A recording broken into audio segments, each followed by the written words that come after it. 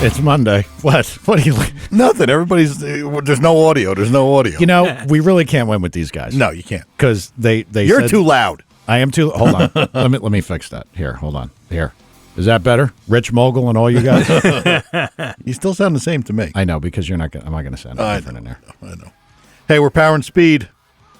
908-751-0211 for all you crying sissies out there. God. like us on Facebook and iTunes. Something else. And Mike, are we the 908 or are we the 201 or are we the 609 or? Oh God, don't get me started on that crap. Why do you ask, Tad? Come on, I heard it's a big thing on TV and a certain podcast somewhere out there, but. This is this going to be like the Oliver Rod thing? I'm going to be the only one that'll say anything. Yeah, we're talking about the Chief and Sean show or whatever. That Tad was listening to it? Yeah, Tad has been listening and giving me. And anybody complaining about our sound quality, listen to that show and just then come back to us and You know what the problem is? I honestly don't listen back to the show. Yeah, I haven't either. I since don't. Like show number 50. No, and I don't think people understand. I mean, I guess. Some people, like when they call a radio program, I got to get to the radio and hear the last minutes of myself talking. I don't want to hear it. Yep. I don't know how any of these people even listen to me to begin with. I have no clue. I agree. So has there been anything, how's that show been? They just talk about the TV show basically and a little bit. The only thing that was exciting, they started talking about ATCO, but then the imports and stuff like that. And I was just faded out after that. They're coming ATCO or? No, which one of them used to race at ATCO when he was racing imports? Oh yeah. And now they were complaining about turbos. How they don't like turbos, they like nitrous, but they'll run turbos. So it's like why It's good that he captures all the detail. Of the show. Yeah, it's fantastic. Tad, oh Jesus! But it sounded like crap, huh? Oh yeah, they're complaining. It's like Chief sounded like Mike. There and everything, and everybody else in the background is like, they walked into the room. They're not even on mic. I cranked it up and it blew out my headphones. Like everybody's complaining about this. But. Some of the people are probably right, but what I try to do is I will tell you this: that it should sound absolutely, positively the same every week that we post it. If you're talking at the mic at a specific direction or whatever, you can hear how your voice sounds, but everybody's got to understand what we monitor in the studio is not what goes out and not what gets mixed. It gets mixed later. So I will look at the meters going across next time and see if we can make improvements. But because you need to take more time doing this for these people. I mean, we should do this with cell phones one day. That's what we should do. There we go. Just all call in. I'll hit the conference and we'll all go watch Tad eat at Roy Rogers or some shit. Yeah, just so they could know how 98% of the podcasts are. Yeah. I mean, we do have a board. We do have, Scott Clark was here. He'll tell you we've got about as real a deal as we could have here without getting, into an actual FM transmitter. I mean, we put a lot of time into this. So, all right. Well, at any rate, we're going to, if somebody has an issue with something in one audio direction or another, I do take that to heart because I want it to sound good because I want you guys to like listening. Nothing. John Sinclair, a listener, just said their audio has got better. The first few were terrible. John, there is THEIR. Not. Are you really going to be that grammar guy? Nazi? Well, come on, man. That's You're the guy on Twitter that I would go apeshit. No, I'm not. Yes, you are. No, I'm not. I don't do it on Twitter. I just, you can't complain about one thing and have something wrong. You just can't. There would be a place. You're that kind of nozzle, ain't you? No, I'm really not. Because first of all, I'm the worst speller on earth. I really am. And my handwriting is like a 4-year-old. I think most car guys are like that. I don't read mine. I don't know why, but everybody I know who's a car guy can't spell and can't write. No. I don't know whether it's because we all fucked off in high school. But when I write a letter, the punctuation's got to be right and the wording has to be proper. Yeah. I have Donald Trumpitis. My brain goes so fast that I skip words and all kinds of shit when I'm typing stuff, and then I go to read it back, and it makes sense because I know what I would have put there. Because you can fill in the blanks. Then somebody else reads it and thinks you're 4. Thinks I'm a moron. So, all right, enough of this dumb shit. How about car stuff? All right. I like cars. Oh. I was in Florida. I was at the Gator Nationals.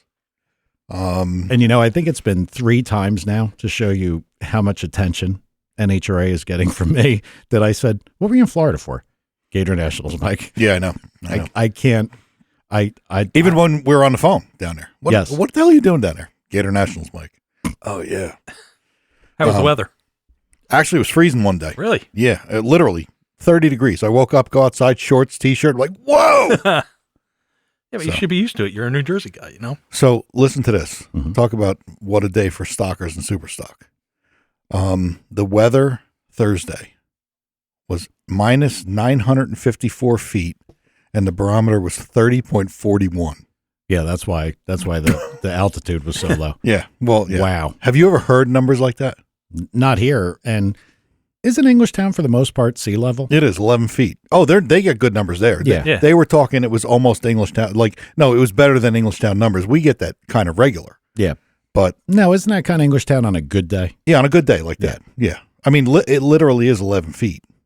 Like, that's what its elevation is. The thing about the Gators, also, humidity was 12%, which also never happens. Wow. Yeah. That doesn't happen here often. No. I don't know if that ever happens here. No. Does it? No, I don't think so. So it was really fast. Pro stock cars I think they went fast. Because I'm doing other stuff and because I've seen, so I don't sound like a dick, but you see so much. I didn't even watch. Nothing sinks in. No, I watched the first round of pro stock, first round of pro mod, and of qualifying, and that was it. Well, were you there like working the Manly quote unquote booth? Like you were the Manly guy, not No. at the booth, but I mean, Yeah, they're yeah. representing Manly. Yeah, because our guy, the guy that does that stuff, visits the fuel teams and the pro teams and pro mod and all that. He broke his ankle. Oh, yeah. I remember that story. So, and I usually go to the Gators anyway, but I would have went to TX2K, the Texas race with all the GTRs. Have you seen I'm asking him because he's an import guy. AMS's GTR is now the first GTR in the sixes. Yay. Really? First ones to do it. Yeah, went 693. Wow. Yeah, that's pretty fast. So I forget how mile an hour to something, to a lot. Do they have a big GTR paint on the side of? No. So nobody thinks it's an Ultima. White car. It actually looks more like a Maxima. Oh. No, plain white car and just really fast.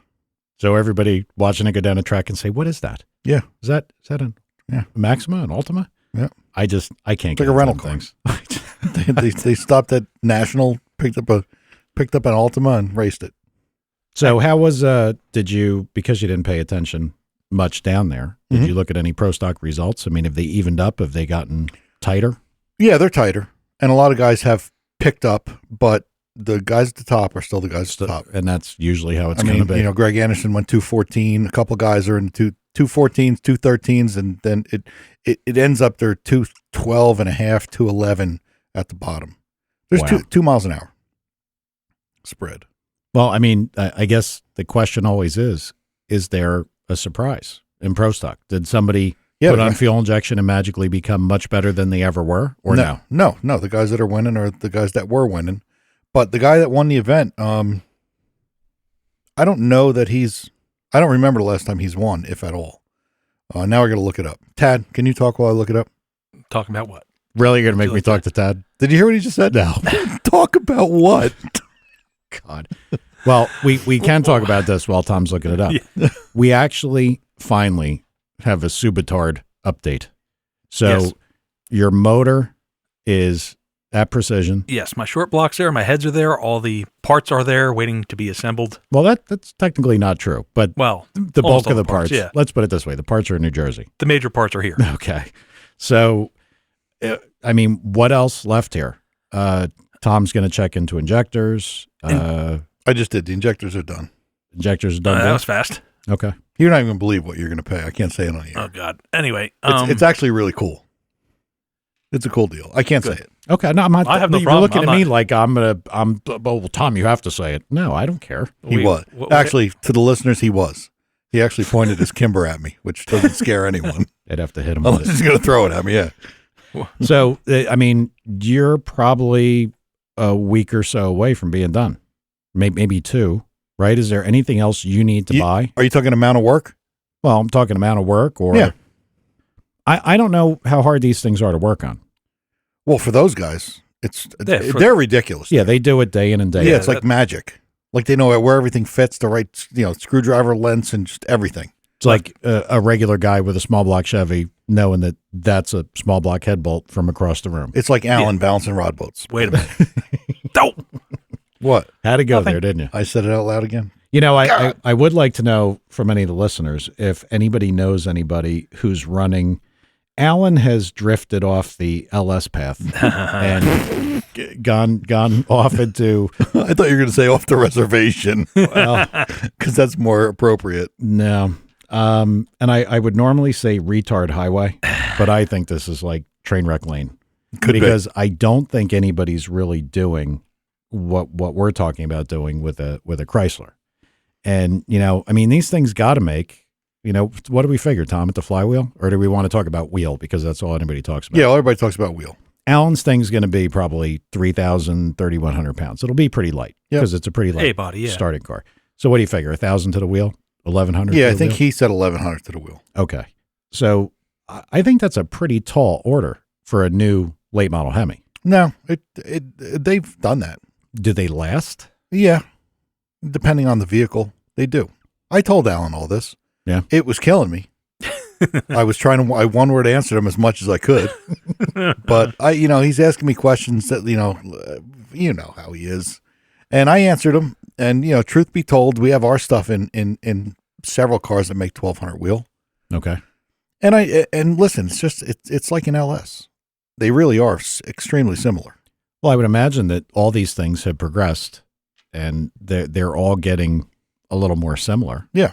I mean, the Hemi head and the LS head are pretty similar other than the spark plug placement. I was under the impression that when you really started to lean on them, you have a block problem.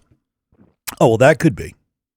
I mean, from things that I read. That could be. And I mean, everybody talks about, stock rods and everything else. I don't think you can do what Sloppy Matt does with a factory Hemi because it looks like they seem to have some trouble on like ringlands and, rods and everything else. That could very well be. Yeah. So, I mean, you don't want to, but Alan was trying to do this like kind of the way Jason Dozier did it in the beginning. Alan, I sent you I told you what he said to me via text, and it was more, can I do this with rods and pistons?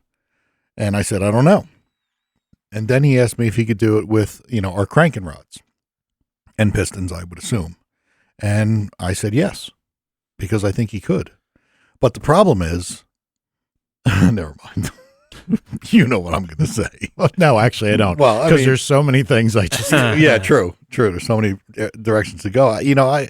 It's getting to the time where he's got to decide what he's doing if he's really doing it. And yeah, he's running out of yeah, time. and I mean, honestly, I'm not bringing this up to tool on him. I know. If anything, this should help him. If there's other people out there that know. So, I mean, yes, Alan, you can say thank you and hit my PayPal up for another $20. Yeah, exactly.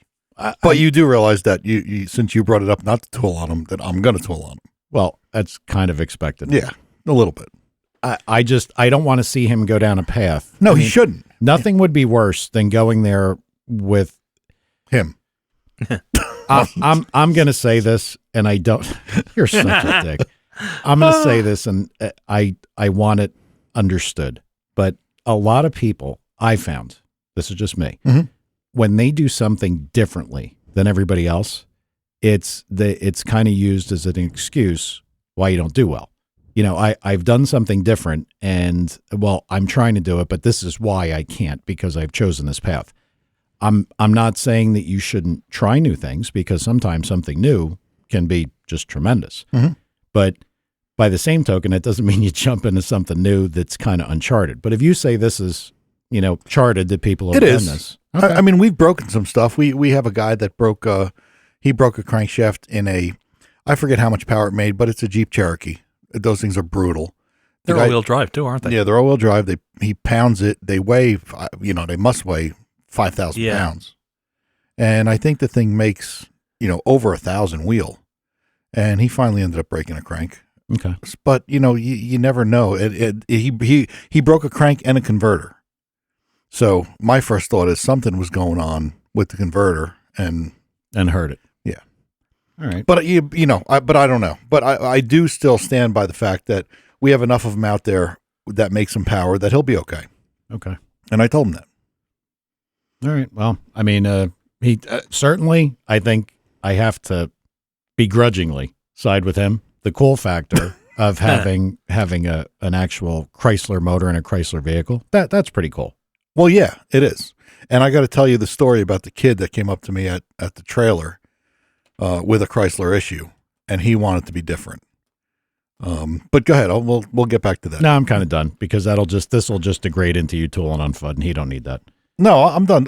Listen, I just said I gave him all the answers. Okay. I was being serious. I was trying to do it as shortly as possible. I was looking out for him, and of course, I feel like I'm never wrong. So I was like, "Why you? Yeah, really? It happened in I think 1972. No, you made that up. I just don't want to see him go down a path that causes him expense. An aggravation would be kind of funny because I could laugh at him, but I don't want to see him go down a road that's gonna cost him a ton. Agreed. I think he should stay where he's at, mostly because he has some stuff, right? Yeah. And to John Sinclair, I'm done with spelling mistakes, man.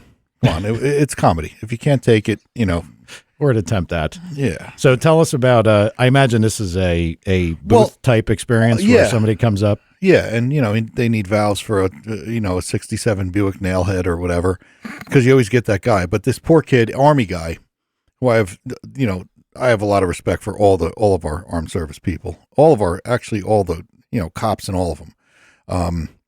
But he walks over and he starts telling me a story about. So he bought this whole thing. He's building a 70 Challenger, which is a pretty hot car. And he's building it to road race.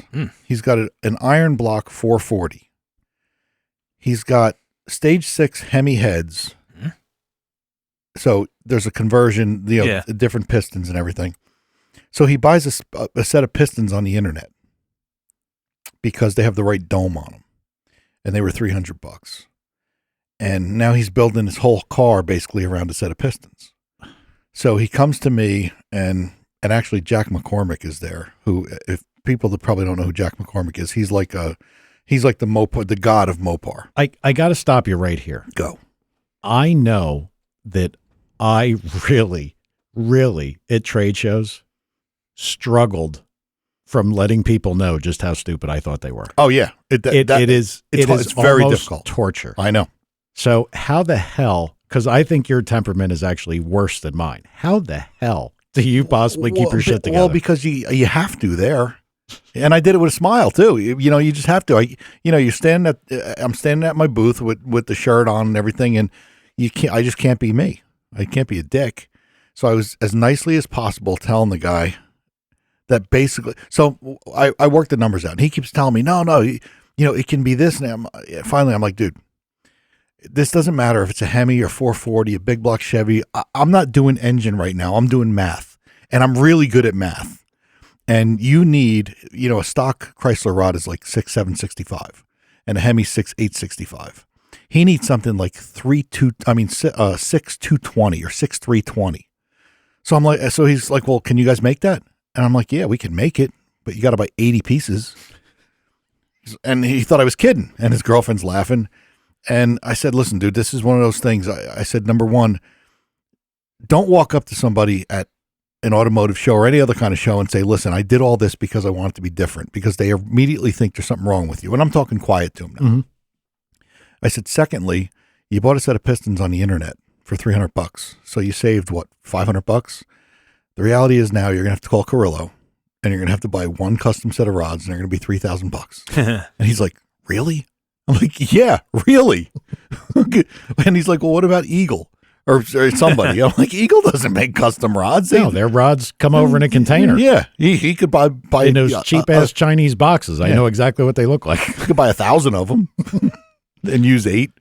So the pork, and I felt bad, because again, he's like 25, Army kid. Nice car, but being different. I know. Don't be different. Well, I think, I can't remember what they said, that something like, that being different promotes change and everything. And that's just fine. Well, slightly different. Slightly different. Yeah. Going back the way you came 30 years to take another fork is a little stupid. We've gotten where we've gotten for certain reasons. That's, and again, this goes back to why I was, trying to make sure that Alan wasn't doing something that would be excessively stupid. Yep. Speaking of doing something, Jeff's motor on the Hone.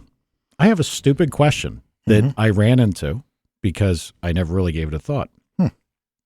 At the shop, the temperature was always kind of the same. Pistons are in the building. Gets kind of cold in there at night. Not like 30. Do you guys have a gauging temperature? It's around 70. Okay. Because I didn't see it anywhere. And I mean, people might look at that and be I think we call it room temperature, which people at 66, 68, 70, something like that. But then it's also, I want people to understand, because how tight do you put these pistons in now? Well, I mean, it depends on the engine. Well, street use boosted, like Jeff's thing. I mean, where is it iron block or aluminum block? Aluminum block.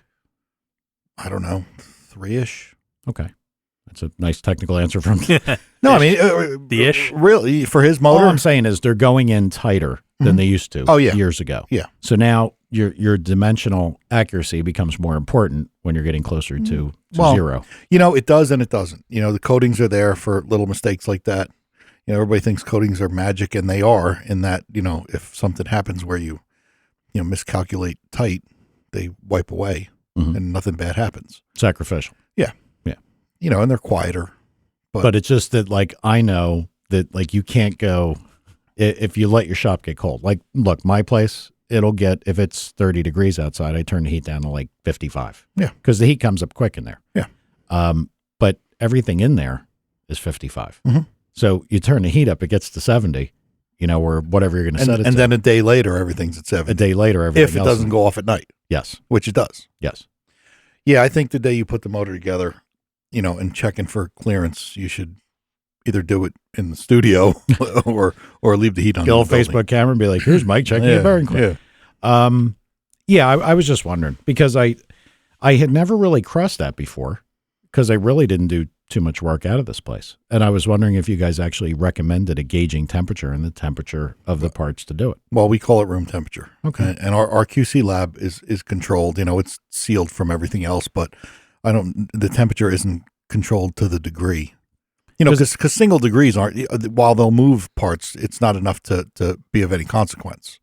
Yeah, but I don't think people realize how much a piston would move. Oh, at 30? From like, say, 30 to 50 to 70. I mean, they start to really move around. Well, I would never give any Subaru guys props, but that's one thing they know. Yeah. Because Subarus are loud. Yeah. Like when you start one up in the winter, just because of the block configuration, they're like little megaphones. 4.6 Fords too.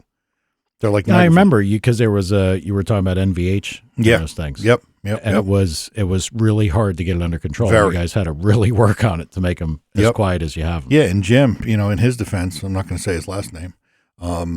He ran stuff really tight, even pretty big power stuff. And we talked about my Subaru. I mean, it makes 500-ish wheel. Yeah. And mine are in at 2.3. Wow. Yeah. And they're fine. So, I mean, I wouldn't do that with Jeff's. I don't know how, I remember putting Venolia stuff in, like back in the 5, Superstock 6, days, 7, 8. Yeah. But and second Hone, it's better. Oh, and in a big block? Yeah. And second Hone, it's better, and they're 11. Yeah. And crazy. And they made great power. Yeah. And, it's just, it's amazing how shit changes. I know. But that does add to ring seal and stability. Yep. And like we talked about the other day, where above the top ring, like the proverbial ridge that people would take out with the good old ridge reamer. Don't even see them you don't even see it anymore. No. And that's got to be a function of everything just getting more and more refined as time goes on. I mean, stock stuff is in at 8/10 and stuff like that. Yeah. I'm looking forward to doing a little bit of this stuff. Yeah, you should. But I am kind of curious about the pitfalls of LS1s, because I mean, look, I'm not afraid to tell you anything about a small block Chevy, at least anything in my mind. Yeah. But as far as LS stuff, I don't know if you run into something strange or like, just about every motor has something that you really don't want to do that. Like small block Chevy, you clean the shit out of the block, you knock the cap, the plugs, the plug out from under the main cap. You don't put it back in. Well, now your oil never filters. Yep. A lot of people don't even know that plug's there. I can't tell you how many people don't know that plug's there. Yep. And if you don't clean it out, you kind of got a lot of crap that gets stuck in there. That's always been in there. Yep. But now the engines don't even come apart with that kind of sludge. You remember taking Chevys apart with so much gook in the valve train that it didn't even look like rocker arms? Yep. Amazing how dirty and how nasty things got. Now, is that a byproduct of the better oils, synthetic oils? Because now, look, or is it because the rings are sealed so much better that there's less contamination? I think it's a combination of everything. Well, if you think about it, I mean, you got a street car that you kind of took care of and you change oil every 3,500 miles back in the day. Yep. They look like that. Yep. Under the valve covers. They get crappy looking. Well, I got to tell you. And I got things that are going 7, 10. Well, my Dodge Dakota, that 5.3, whatever it was, 5.9. You remember my white truck? Yeah. That thing blew up finally. It started knocking at 159,000 miles. And I remember that whole story about that motor, but it had the wrong it had the wrong electrical, the wiring harness was wrong. Yeah. It had the wrong fucking reluctor wheel on it. There you go. So I ended up having to rebuild mine from the oil pan because I didn't want to take the heads off. It was hilarious, but took it apart, clean as a whistle. It was crazy. All that time. And it ended up, that was one of the things that worked out anyway, because that motor that I got from somebody for like $1,500, I sold to a guy in Panama for $4,000. Yeah. God. So it was a brand new motor. He did good. Well, no, I'm looking forward to it. And I know you got a couple LS guys that I can talk to. Actually, depending on when you want to talk to somebody, Jason from K-Tech said he'll be our on-call guy. Like I said, I personally feel like we owe him another shot because I was so out of it with that bad tooth. Yeah. I was fucked up. Yeah, well, he wants to. Yeah, he's going to do it. But I mean, he actually called me one day and he says, I listened to the show and you guys were cool and funny and everything. And he says, you had some LS questions, and if you guys ever want to call me, I'll be kind of your on-call guy, which I thought was really cool. Perfect. Well, part of the problem here is when you're talking to a guy that represents a company, you don't really know how technical you should get with the guy. Yeah. That's part of the feel. Listen, anybody that thinks this is always easy.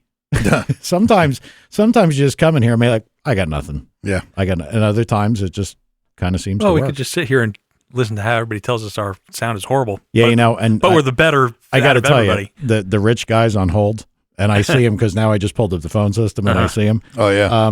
But before we pick him up and see what he's going to bitch about, he's going to toll on me. That's all right.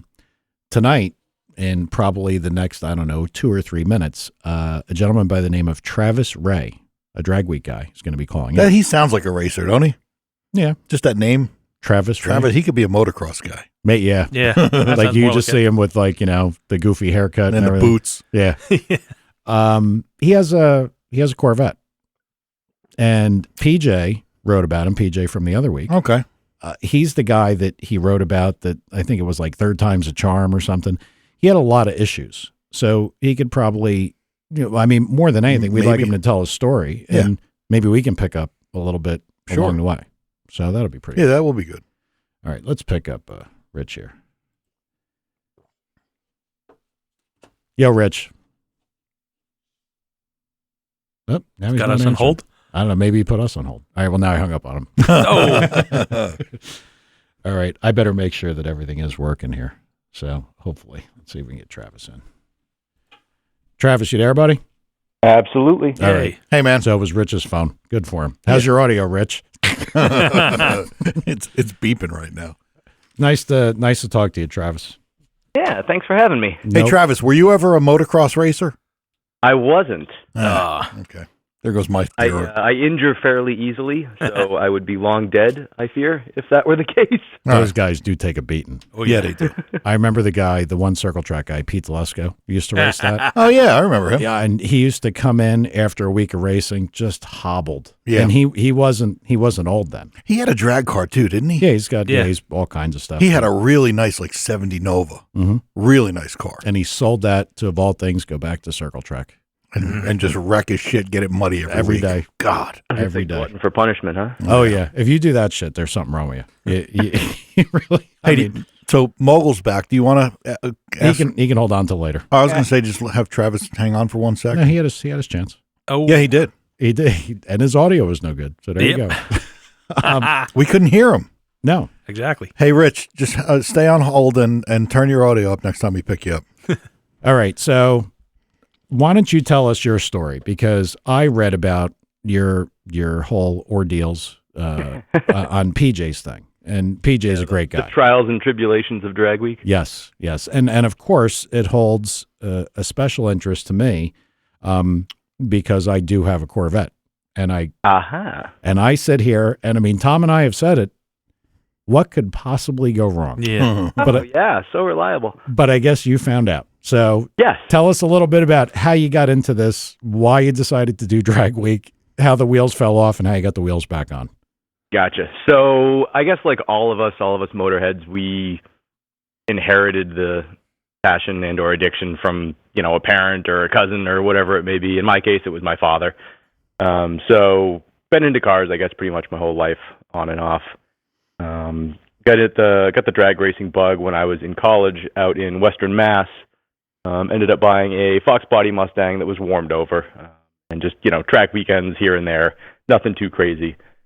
Came back after graduating college, back to where I live, Nantucket Island, 30 miles off the coast of Cape Cod, 105 square miles, something like that, with a bunch of that actually being beach. So it's sort of an interesting place to be a car enthusiast. That's where you live? I do, yeah. Yep. I have a good friend that's a Martha's Vineyard police officer. That other island. Yeah, I know. Well, it's close, right? He's a cop there. Oh, no kidding. Yeah. That's actually what I do here. Oh, really? Yeah. Oh, no. I know, right? He's actually, early on the show, he called in a couple times. Yeah? Yeah. Chappie. Yep. He so, not to interrupt Travis here, because God forbid I interrupt a fine officer of the law. Yeah. Very well spoken, concise. So, good for him. He'd be the good cop. Yeah. When you get pulled over. Yeah. All right. So go ahead. Continue, buddy.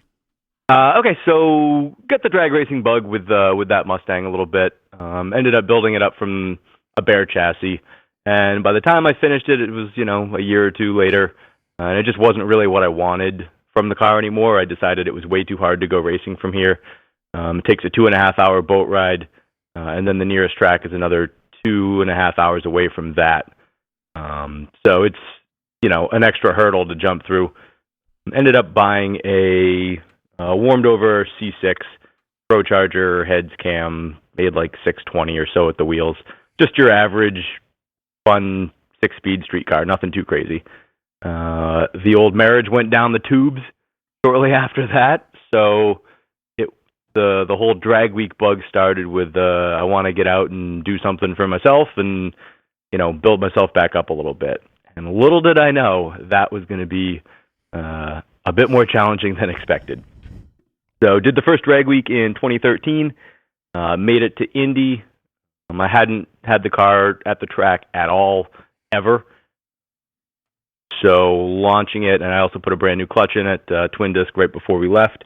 So getting used to the clutch was a bit of a process. So it's a stick car? So the first time you went to drag week, you went with a stick. Yes. Okay. Yep. And that was also the first time I had been on a drag strip in probably 9 years. Okay. So it was definitely going to be a trial by fire one way or the other. Got a little greedy on the launch at Indy and ended up snapping the stub axle in the rear end on that car. So we were done at that point. Thank goodness for Rodney at RPM Transmissions. They happened to be about an hour north of where we were. He loaded up a truck, came down, got my father and I the car and the trailer that we were towing, brought us back to RPM, had the car apart, back together, and upgraded within like 3 hours. The guys stayed late for me, which was super cool. And then pretty defeated, Dad and I sort of just beat feet and drove straight from Indianapolis all the way back to Cape Cod in one sitting. Over the winter, sort of decided that, I wanted to keep at it. I wasn't going to stop with just that. But I also knew that the car that I was currently driving just wasn't going to be competitive. Yeah, I would think any car guy knows if you're going to break shit, it's going to be with a stick. That's when you're going to find everything that can go wrong. Yes. And I knew that whatever I was going to have to do to that car to make it what I wanted was just going to be astronomical price-wise. So I was actually able to sell that to another cop, oddly enough. We didn't even realize that we were both cops until the day he received the car down in North Carolina. And then I started searching for its replacement. I wasn't married to Corvettes. Like I'd been a Mustang guy before. So I was sort of looking for something to fit the bill that was mostly finished, if not all the way finished, so that some other poor sap incurred the build cost, quite honestly. Right. I could swoop in and for a decent deal. Of all places on the SVT Mustang forums, I found a original Lingenfelter 2001 Z06 twin turbo car. It originated up in Boston. Sort of a self-made guy. Wrote many a large check on it. Raced it with the Lingenfelter guys for a while. It was actually the sister car to John's personal yellow C5 coupe that was in Motor Trend and all that jazz. What color was that? Mine is silver. What color was John's? The yellow one. Just point that out to the listeners. All right. Long joke. Okay. So that particular, like, how was that thing set up? Was it set up at that point? I mean, that was a Lingenfelter twin turbo that was made to be just a very fast street car, not necessarily prepared for something like Drag Week. Correct. Yeah, it started out as a 6-speed. I believe it actually held the 6-speed record for a while. It was raced very, very heavily and quite honestly beat the snot out of. I guess they had, trannies, like a 3-tranny weekend on a fairly regular basis when they were beating the bag out of it when it was first built. It went to the second owner. Second owner ripped the 417 out of it and put a ERL 434 with basically the best of the best for the short block in there. Uses LSX heads stock. It still retains the Lingenfelter turbo kit, which uses the Garrett GT30s. So they're kind of a small turbo, but it still gets the job done. It had, for Drag Week, a ZR1 cam, so just the LS9 cam, nothing crazy. It's funny, the car actually pulls more vacuum at idle than a stock ZR1 does. So drivability is insane. Well, yeah, and that's kind of one of the things that I've always been on with this is that, I mean, if you're not, demanding a high horsepower, I mean, I always say the same thing. If a car takes 35 horsepower worth of fuel to drive down the road, it doesn't matter if it's a 430-inch motor or a 350-inch motor. Nope. It's going to use the same amount of fuel, have the same amount of same mannerisms within reason. I mean, yep. I would think that these things should be nice to drive. Yeah, I mean, it kind of depends on how hard you want to push it, realistically. The reason my car was so, quote unquote tame, is the second owner down in Mississippi wanted his 74-year-old father to be able to drive it around town on a Sunday without having any issues whatsoever. So it was a very, very small cam for the combo, but it sort of just worked, and it was let's not poke it too much. It seems to be working, so let's just leave it alone. Mm-hmm. Thankfully, the second owner also spent the big bucks for the 4L80E swap and a C6Z fully built rear from RPM. To do that, you have to enlarge the tunnel. The 4L80E doesn't physically fit in there. Yeah. And that is a insanely costly swap. My car is one of a handful in the country that has it done. People are going glides because they fit more easily in the car. But what year is yours? It's an 01. Mm-hmm. Oh, same. So it drives super tame. You'd never know it was anything special. It's not loud. It runs, back when I first bought it, it had a 2.5-inch exhaust. Switched over to a 3 and gained about 100 horse out of it. So that previous exhaust was really, really hurting the performance of it. It uses one-off Borla titanium mufflers that were built for the car when it was first built, and we've retained those because they flow just as well as straight pipes. And like I said, it's whisper quiet. You'd never know it was anything. That's kind of how I'd like this whole thing to be. I mean, again, street car. I want it. Well, here, the question of the day is, after these revisions for L80 and everything else, and going from a stick car, which I would imagine wouldn't last, how have the driveline issues been with that particular combo? We haven't had any problems, but we did have a problem 2 years ago, but it wasn't, I guess, really driveline related. We ran into 2 years ago. 2 years ago.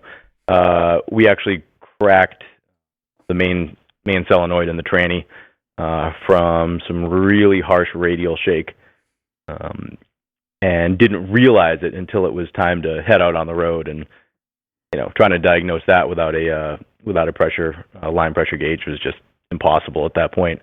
We actually thought we had converter issues at the time, but otherwise, it's been bulletproof as far as the driveline goes. It's got a brake in it. Haven't used it yet. I just pedal it, do a little, foot brake it to about 2,200, and it starts to push through, and then just let off, and it does its thing. It's the easiest car in the world to drive down the strip. Well, that's kind of what I mean. Unfortunately, what he's doing, he's confirming kind of what we thought, that this thing should be a nice regular car to drive. What do we know? Well, I mean, let me ask you some stupid questions about this. Did he say? I was just researching something. How fast did the thing go? As it sits right now on the pump gas tune, it'll do like bracket 929s at 148, 149. Wow, on pump gas. I'm sorry, say it. Just pump gas, just 93 pump gas. How fast? 929. Okay. Like every single day. Yep. Every single track. Yep. I don't change the tune whatsoever. And that's on 16 PSI. We did just put a new cam in it, and it picked up an extra 80 at the wheels. So, who knows what it's going to do now. But it's one of those, like, I wanted to just not touch it. Yep. I don't want to swap tunes. I don't want to drain tanks. All we do is bolt the door bars in and change the tires, and that's literally all we do. Cool. That's a pretty nice deal. Yeah. And that now what this drag week finally went the correct way. Yeah, I know, from reading PJ's side of things. So your experience with the whole overall drag week deal, I mean, everybody I've talked to, even if they've had shit luck, is happy. Like, they had a good time. I can't imagine this. The way I say it is, it's the best worst time you're ever going to have, or the worst best time you're ever going to have. It's insanely stressful. Every mile, every creak, every little noise the car makes, you're constantly worried that something's going wrong. Like I need any more of that. There's nothing I can't drive that I don't hear something. Yep. That's true. I'm a little anal as well, so it's like, oh boy, what was that? And especially with the way the previous years had gone, I think I had every right to be a little worried, but I wouldn't change anything for the world. I've definitely worked very hard to make it through. So, I love the guys that finished the first time out, but I think to really appreciate drag week, you have to fail. I guess I didn't appreciate it as much as I have, because I've failed so many times, but it definitely was all worth it at the end of this year. One of the cool things about drag week is the people. We're all there for the exact same reason. It takes a really unique person to go beat the shit out of a car for 1,000 miles, get no sleep, eat the worst, pit stop food you've ever had in your entire life, and then immediately sign up to do it again next year. But we're not going to have trouble with the food, because that's how Mike eats every day. I don't eat crap every day. Look at the fucking nitwit that takes pictures of his dinner every 5 minutes. Yeah, but you could actually be happy in Sonic and McDonald's. Yeah, exactly. Well, hold up here. I appreciate a Sonic Diet Coke, but I don't too often eat the anything. food, You know, Yeah. you're right. Sonic. Yeah, you've told me that. That place is a little funky. Yeah. I'll pass. Actually, TGI Fridays just gave him a. Yeah, that's a whole Whole other runaround, episode. yeah. Don't even get that started, or I'll have an aneurysm. All right, back to car shit then. Sorry I brought it up. On these kinds of events, any advice, like anything you could say? Well, you know, because everybody talks about the trip, that like getting from point A to point B can be troublesome. Like, Yeah, there are a couple types of failures, or the failures generally happen in a few different places. He said failure. The night previous testing. So you register. You can usually squeeze a run or two in depending on how late registration actually takes and what's going on at the track. So people either usually hurt stuff that night, or about 100 feet out on the starting line on the first run. Once you make it past that first run, the drive is then the issue. And it's the stupid little things that get you. But when you're in the middle of nowhere in a cornfield with no one else around you, even the stupidest little thing is a major thing. And I would say that most of the failures are usually either driveline or fuel system related. Then there's always valve springs and rockers, depending on what kind of cam you're running. yeah, see, I mean, like that. With the mild stuff, I don't have to worry about that, or I haven't had to worry about that yet. Knock on wood. But I guess it depends on how hard you're really pushing things. The good thing with my car is we usually, it's set up soft. There's plenty left in it, and the goal for me was to finish. I'm kind of a class filler. I race in street race big block power adder, which has basically turned into a 850 bracket class at this point. And I just don't have anything to compete with that. So yeah, and that's what it becomes. It becomes everybody going that fast and everybody slowing down. And yes. I was worried about that, and I brought that up. Like, what if you blow it and you go 848 because it says they have the right to move you to the next class? Yeah, and that run does not count if you remain in that class. Yeah, they just throw the run out. No, I hope so. But like, look, see, I'm a rules guy, dude. I read the rules like I know, nuts. I know. You told me, and yeah, if we went 780, they might throw us out. Yeah. So we're just not going to go 780. That should be easy to not do, right? Yeah. Problem. I'm looking at Tom like, are you on crack? No, I've said not. I understand that, and I mean, look, certainly, even the worst bracket racer in the world is not going to go out and make a full-on pass. I don't think we could ever miss by that much, but because they make that little statement of if you go too fast, we reserve the right to move you. I want to know what is that. All right. Well, yeah, I hear you. how fast too fast? Yeah, it's got to be it's got to be more, because let's just throw something out there. Let's say you got the car. Let's say you're Chris Bashir, and you got the car running 850 with a 2. Mm-hmm. Yep. And you get a 25 mile an hour tailwind. They can't throw you out for 848. They can't. They won't. Oh, they absolutely. They won't. No, they won't. No, you can't use that run, but they're not going to make you change classes. No.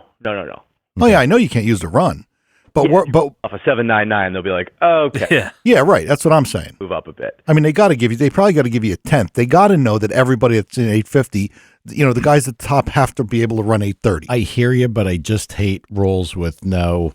It's like a cop pulling you over. You're going too fast. What's the speed limit? Oh, now we're going to go to cop jokes? We're going to because he'll he's get a cop? it. You were going too fast. What do you mean? Well, where's the speed limit sign? It's not here. Well, what's the speed limit supposed to be? Well, I don't know. But in my opinion, you were going too fast. Yeah, I'll get a ticket. And you know what? That sucks.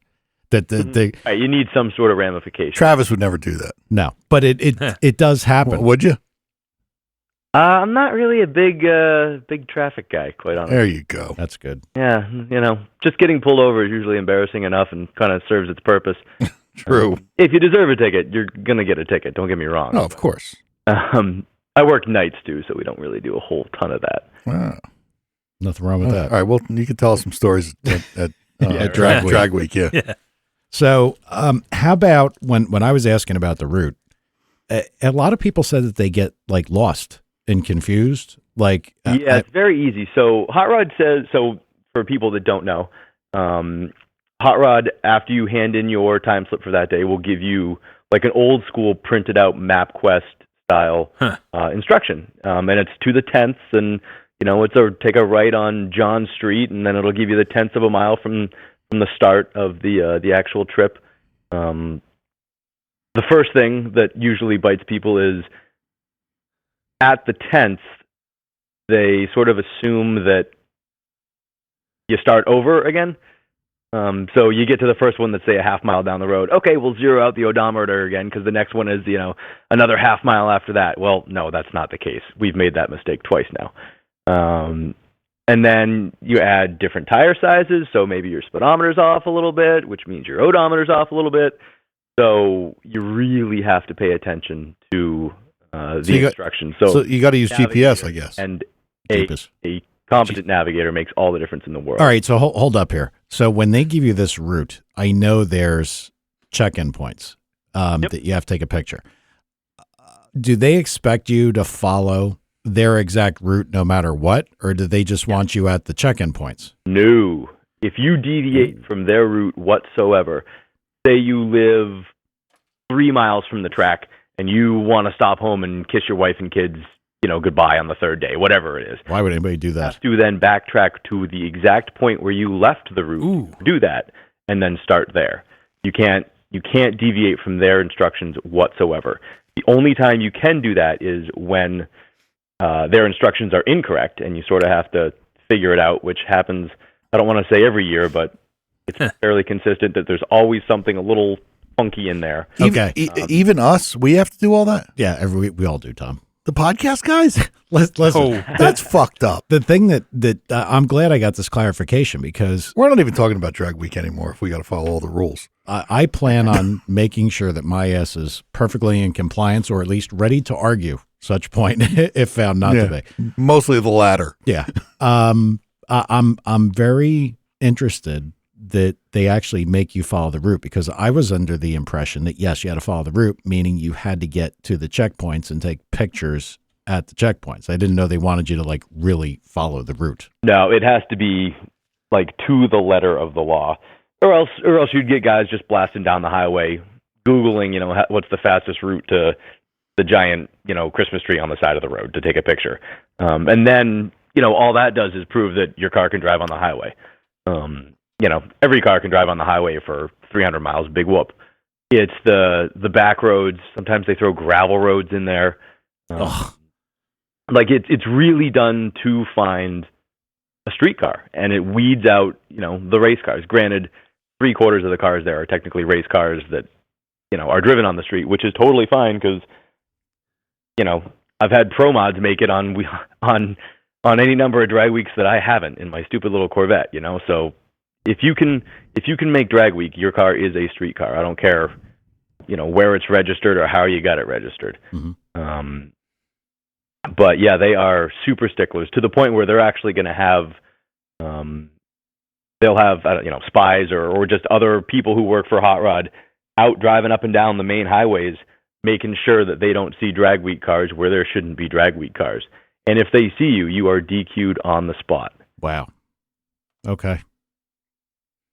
Well, Personally, I think that's great because I think it's to follow the rules, and I would expect other people to follow the rules as well. No, I think it's fine. Alan just said he lumped you in with him. He said Mike and Tad are fucked driving with reading glasses.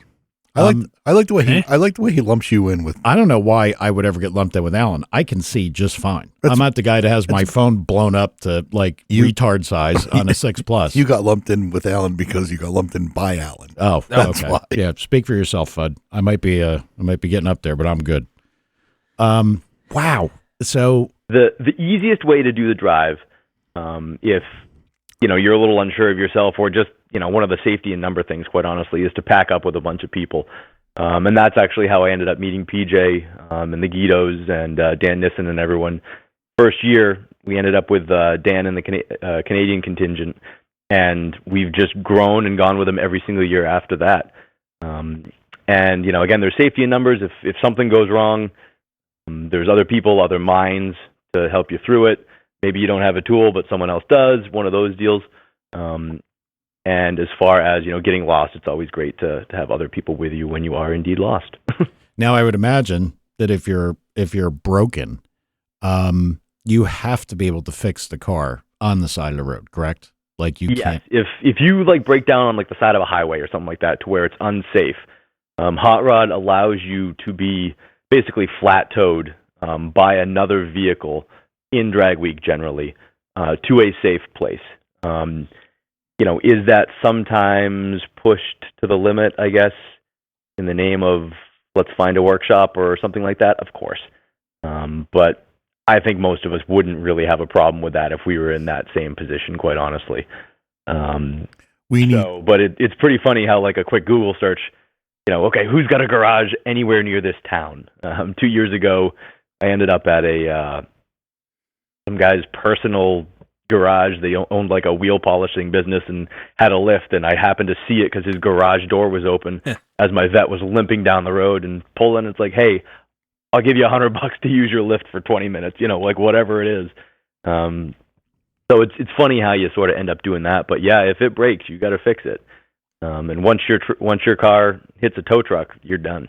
Now, if you go off route to go work on your car somewhere, you have to go all the way back. Correct. To where you deviated. Yep. Wow.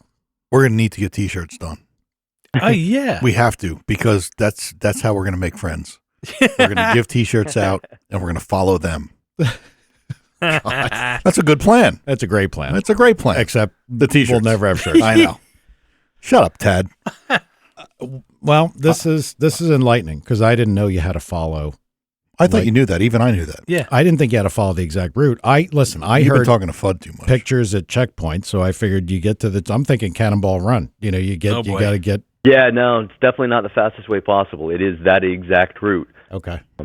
And you will always, no matter what, run into some sort of horrific construction along the route. Hot Rod says they make the route, months in advance, but every single year you end up in 10 miles of backup from some stupid pothole that they're trying to fill or some major construction that, basically changes the whole route and you have to figure a way around it. Or there's always one issue, at least one of the days with the route through, generally no fault of Hot Rod. There's just always some sort of construction going on. This year we had a wicked backup for a while. And, if you make one run and you're out early, maybe it's not a big deal.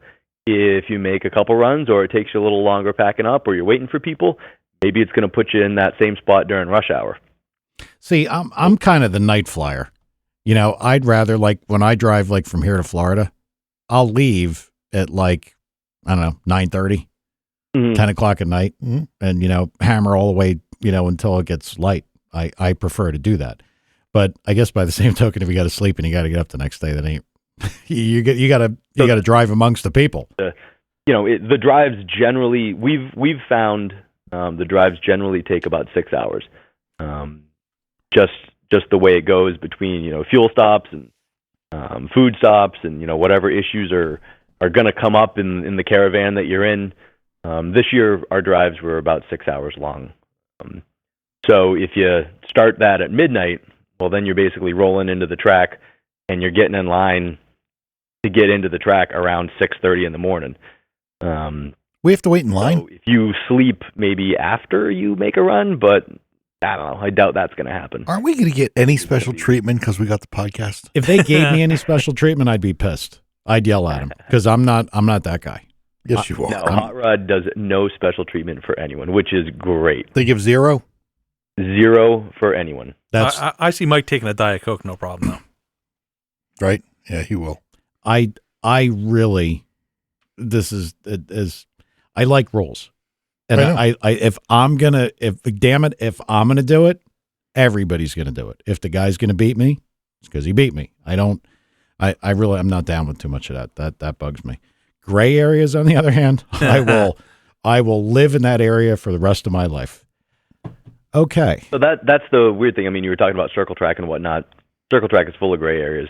Drag week, they got it pretty down pat. There's not a whole lot of wiggle room for much of anything, quite honestly. Yeah, I looked through that, and there were a couple wiggly questions I had, and I think we got them answered. Yep. And they were, I want to say, left intentionally gray. That it's not that big a deal if you want to do this way because of a particular car or situation. Mm-hmm. Let me ask you a question. You talked about the travel time. How was your fuel economy with that thing? So with me, my father, our luggage, towing one of those 4x4 Harbor Freight trailers that probably weighed about 500 pounds fully loaded, we never actually had to stop for gas. We were getting about 300 to 280 miles a tank. I'd pull out of the track, fill it up, and we'd be at like a eighth of a tank by the time we got to wherever we were going, which was pretty handy. So, I mean, decent mileage. But isn't one of the rides like, man, I looked at the route, and isn't one of them pretty far, like 455 miles or something? It certainly could be. Like the last one this year, and I think I'm right. The last one is really far. It's going to be more than 6 hours. It could be. I honestly haven't even bothered to look. Yeah, but I mean, the gas door opens, and you could. Oh yeah, we'll have to get gas in that one. Yeah, I'm not worried about it, but that I'm very glad that PJ is allowing me to tick off things. Yeah. That I'm like, problem? No, it's not. Problem? No, it's not. I know. How about like things like transmission cooling and everything else? See, because this is the argument I had. Like exactly what you said. Putting that for a lady in that car kind of sucks because you got to do tunnel work and everything else to put it in. But by the same token, not major tunnel work, but I mean, there is a little bit of massaging to get that thing crammed up in there. Yeah, no doubt about it. By it is actually one of the major issues. DMC Racing was able to squeeze a full 3-inch stainless by it, which is like artwork. It's a shame that it's under the car and you never see it, but yeah, cooling is it's race cars, man. You got to keep them as cool as possible everywhere. I have a big tranny cooler stuffed up right in front of the AC condenser, so it's actually pretty decent. Got a B&M fan on there, so we never have any issues with cooling. The car itself stays nice and cool for a Corvette. And this year we actually bought a bunch of the C6 guys over on the Corvette forum found out that the ZL1 hood vent fits the contours of a C6 hood like it was made to be there. So I tried it with the C5, not because I was having any issues, but I figured, hey, every bit of cooling is certainly going to help. So it fits a C5 hood decently, enough for me anyway. And that was, I don't want to say a godsend, but it works pretty well.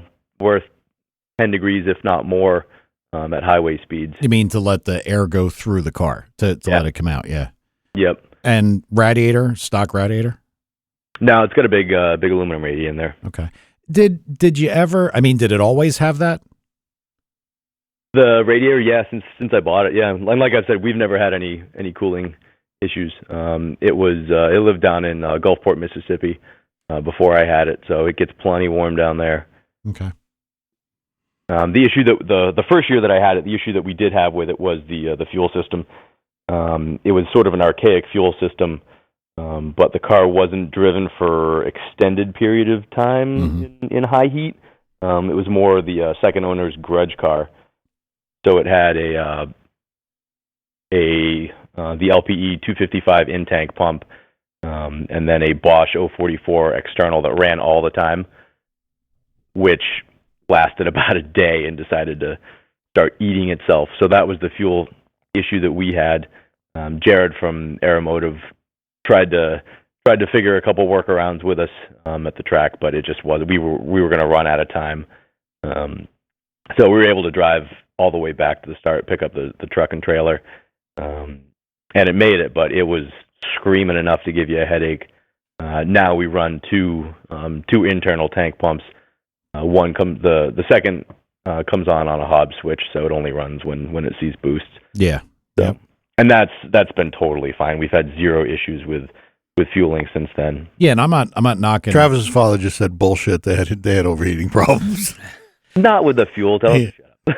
He just busts you, man. Oh, Travis's father is Yeah. actually on chat. Yeah. That's Yeah, great. he's over in the other house. on That's chat. funny. It's He's like, he literally said, bullshit, we had overheating problem. see, I mean, like I look at that. I told you these guys weren't going to tell us the truth.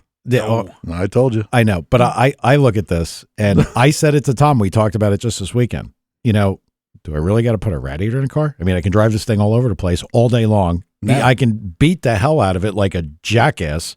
And, you know, it doesn't even get warm or warmer than, say, a Corvette will. I know. And But do you do that and then go park it for a little bit? Or do you beat the shit out of it and then drive for 7 hours straight? I end up beating the shit out of it and slowing down and sitting in a Sonic drive-thru. Yeah. I mean, but So go beat the bag out of it and then drive it all day on Saturday. Drive it 150 miles one way, turn around, drive it 150 miles But back. what does that Do do? like back road shit. Uh, That's where the weak links come up. You know, we're all like, oh yeah, I drive my car, no big deal. No. You don't drive your car like this. Everyone takes stops and whatnot. In this, it's like go. You're always wanting to be moving. And heat is definitely an issue. You know, Dad called bullshit. Well, we didn't have fueling heat issues with the vets. Obviously, that's 10 pounds of shit in a 5-pound bag, and then you throw a couple turbos under there as well. Did you see what his old man just wrote? I just started looking at the chat. Drove through 15 stoplights with the hood up. No clue what was in front of us. Hashtag vet life. Yeah. One of the fun parts about a C5 hood is because of the headlights, you can actually see with it straight up in the air because it's got the cutouts. But that was the thing. You know, a vet can get up to 225 without any issues. That's normal operating temps. I don't want to be anywhere near that, quite frankly, and neither, you know, nor do you have to. My car, we get up to like 212, and we were just in dead traffic. And it's like, look, let's just pop the hood, let a little air out. I'd rather catch it before it gets to a point where you can't catch it. So yes, we did drive for probably about, I don't know, a couple miles definitely with the hood straight up in the air. Factory water pump, all factory stuff. Yes. Okay. I'm just checking because I've seen guys say, well, you know, I've got an electric water pump. Like, why would you give up that water pressure on top of the cylinder head to stop hot spots? I have no clue. Who knows? All right. So One little hiccup with my car that we found out, what was it, 2 years ago in like Chicago loop route traffic at, 5 o'clock was because of the turbo location. It actually adds enough heat when it's fully heat soaked to up the resistance in the blinker wiring to where it doesn't throw the relays. a lovely Corvette feature. Uh-huh.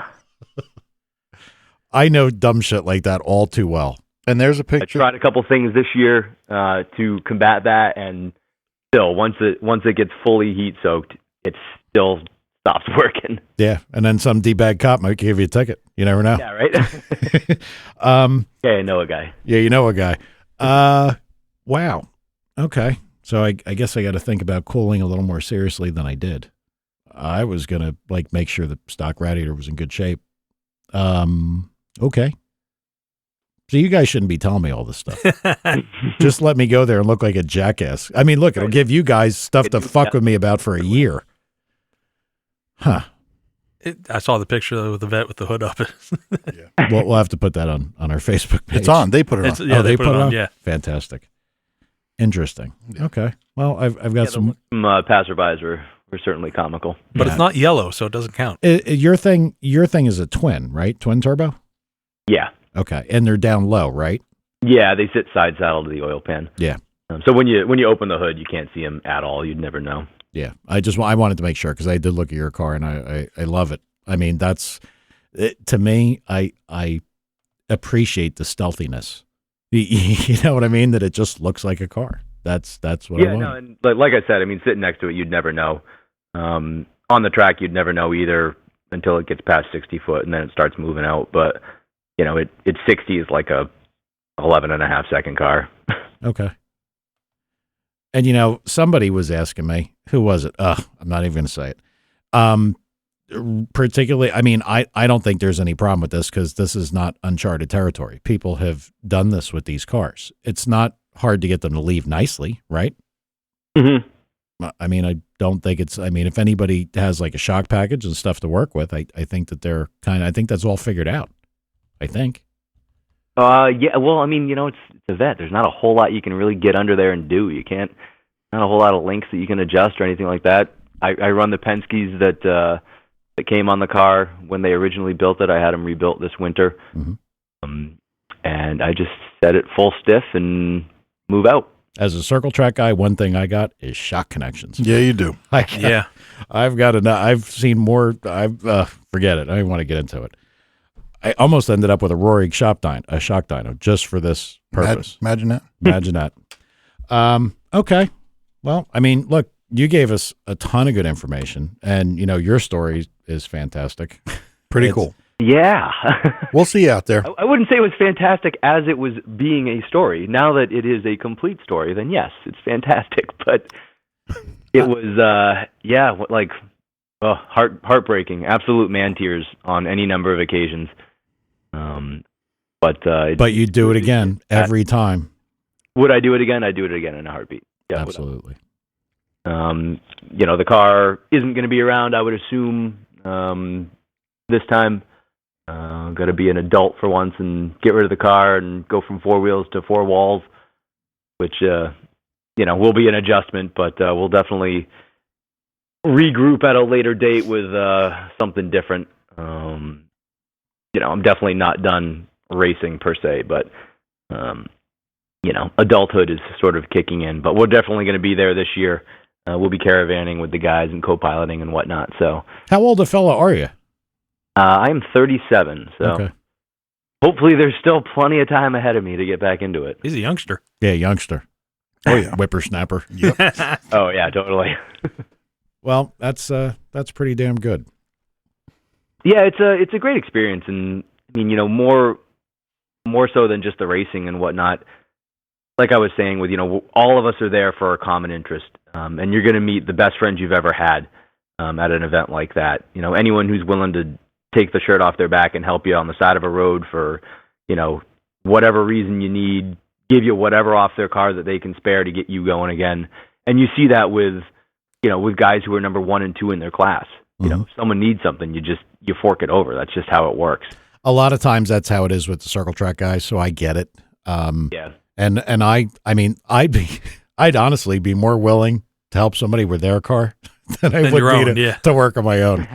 I mean, I know that's kind of messed up to say, but that's actually. Well, like you keep on saying, if I got to turn a wrench, it's going home. Well, I mean, within reason. Yeah. You know what I mean? And I got to agree with Travis, because already the people that I've talked to from this, I can go down the list of people that I've talked to. They're, look, dude, if you break, we'll be there. It's just that's fantastic. I mean, great people. Yeah, it really is pretty cool to run into a group of people who are all into the same thing. And it's definitely, the drag week crowd is far different, I would say, than any other group in automotive anything, quite honestly. Just because it is such a difficult thing, and you push yourself, you push your car for realistically bragging rights or camaraderie. No one gets rich doing any of this stuff. No one gets much of anything.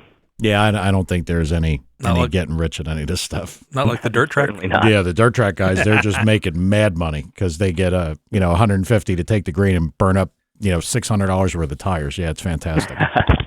All right, well, listen, man, it's been great having you. Any changes for this year, or are you just going there to do your thing just like you were? Well, like I said, we've had a couple issues have come up with the car. Of course, once you put a for sale sign on it, all the weak links start to appear. Oh, you mean you're not actually going to run this year? You're just going to go to hang out this year? Okay. It was very weird on registration day to not be sitting in front of enough computer screens to make you sterile for the rest of your life. Gotcha. And wow, I really had that wrong. I thought he was going this. I thought this was his last year because he kept saying he was caravanning. Okay. I'm sure Dad is typing away on the feed right there, but no, this year we are going to sit out racing. I would assume, unless something ridiculous happens. But I am currently not registered, and the car is currently for sale. The car is also currently broken, which is a really nice touch. Oh, What does it need? Well, we haven't quite figured that out yet. We were out doing a photo shoot for a magazine around here, and it decided to lose a head gasket on a very, very tiny, mundane pull that should have done absolutely nothing. Like I said, the car is set up super, super safe. Went to my tuners, came all apart. Well, while it's apart, might as well put a decent cam in there. Threw a decent cam in there, made an extra 80 at the wheels, and then took a shit on the dyno again. So cylinder number 4 is not so happy, and we haven't exactly figured out why yet. It's got the ERL Super Deck in there. So what we're thinking, based on what my tuner's engine builders had experience with a few times, is the sleeve is moving. Mm-hmm. So it's got to come apart, and we got to figure out exactly if that is the issue or why that's the issue, or if that's not, what the issue is. But, we're not pushing anything at all to where it should be doing this. Gotcha. And it is localized to the number 4 cylinder. So we shall see, but that's always nice to eat the repair bills on a car that's for sale. Yeah. Just throw a little more money at it before you take a big bath to begin with. Set it on fire outside, might as well. Well, if anybody's listening, he's got a pretty awesome car for sale once it's fixed. It would. Yeah, it's one of the unique things with my car is it's so goddamn easy to drive. You could literally eat a sandwich and run bottom nines. And now, with the 80 to 100 extra at the wheels, I'd be shocked if it wasn't a 905 car. The last thing, one Corvette nitwit that's around here that talks to me, he's got an ATI Pro Charger, and I don't know, he races traffic light to traffic light, some nonsense, and at the shore, what I don't know. He's Hump. He's a typical kind of New Jersey, like a Jersey Shore guy. yeah, there you go. Told me that C5s are awful at making a quarter mile pass because they get buffeting and they're all over the place. Now, look, I beat the shit out of my C5 and I beat the shit out of my C6, and I've never experienced anything that I would consider unnerving. No, mine is laser straight, like every single time. Yeah, and you're not allowed any ground effects or anything special, so it's just a regular car. Yeah, he's a retard. Yeah, he said the thing got loose at 130 or some shit. He's He's a retard. That's 2 conversations you had, and both of him, he was a retard. Yes, I will tend to agree. All right, well, look, Travis, we're going to see you out there. We'll be there, probably on the side of the road somewhere from after talking to you. Stop or at least honk on the way by, right? Yeah, just honk on the way by. That's fine. That's what I expect. All right. Well, thank you, Travis. And we appreciate it, man. Me on. Yeah, no, it's great. And like I said, if anybody's looking for a ride, that's a hell of a Corvette you can get your hands on. So thank you. I do appreciate it. Pretty proud of it. Yep, you should be. All right. Thanks, man. I'll see you. Thank you, guys. See you, man. All good people, dude. Yep. No doubt. All good people. He's I can't understand the cooling thing. It was just, I'm not, I don't know. We'll talk about that. I can't understand the cooling thing. His father was funny. His father was funny. that We was should have pretty him good. on next. He was pretty good. We should. All right.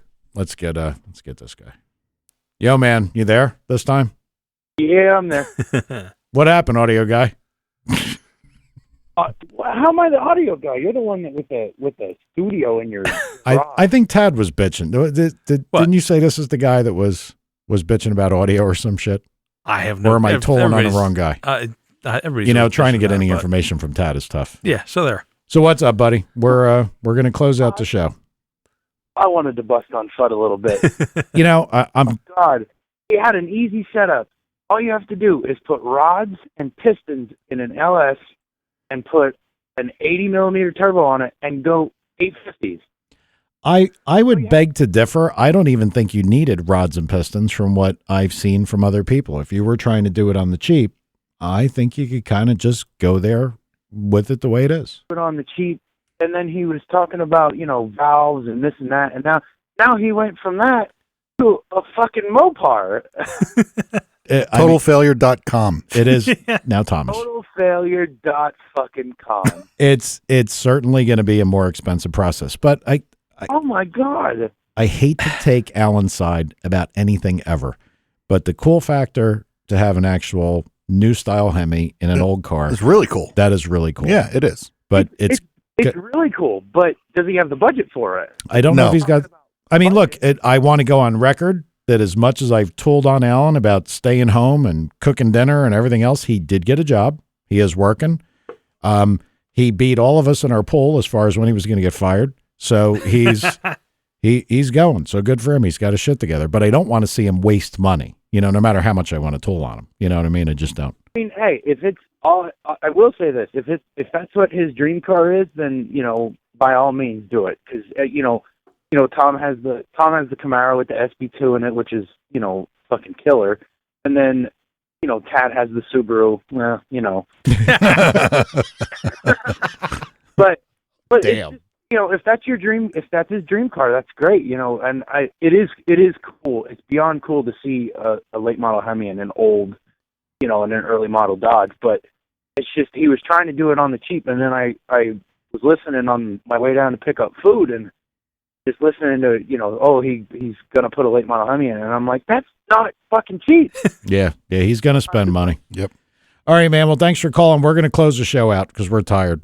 Or at least I'm tired. Oh, old. I am. He is. All right. Thanks for calling, man. See you, Rich. Take it easy, man. See ya. All right, Yeah, later. I was going to bring up, put a 6BT Cummins in the thing. So that's kind of like Mopar, and he likes diesels. Tad, please stop talking. For once. I'm actually. The real reason Mike wanted to close the show. Yes. All right. So, no, that was pretty good. I think we got some information. And again, I don't want this to ever be like fact finding for us, but it's nice to get the info when you can get it. Oh, It yeah, was good. And thank him for calling in, and Rich, thanks for calling in. We'll see you guys. And I got, again, thank Kevin, because he's the guy that gets them all. Yeah, he is. See ya.